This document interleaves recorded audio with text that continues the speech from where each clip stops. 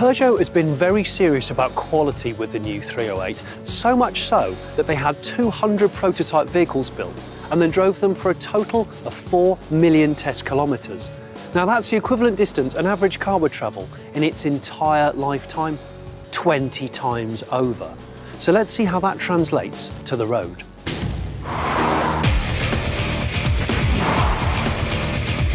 I'm fortunate enough to have an early version of this car brought over from France to test drive, and from where I'm sat, it feels like a quality product. The 308 is the first model to benefit from Peugeot's new efficient modular chassis, which is 80% ultra-high strength steel. That means the car can be lighter and stronger at the same time, which means it can be more fun to drive and more efficient. New production techniques have been employed, including laser welding, hydroforming and hot stamping.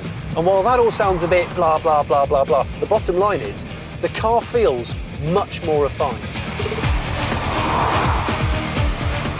And Peugeot's built it to look and feel as good as new for at least 3 years, all with the lowest predicted maintenance costs possible.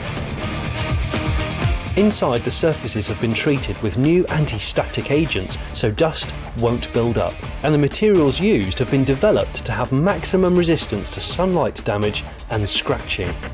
Even the leather on the steering wheel has been applied in a new way, so it retains its shape and its quality. The car has a feeling of robustness about it, despite the fact that it weighs 140 kilos less compared to the previous model. But that weight loss in turn makes the car feel more refined, more interesting to drive.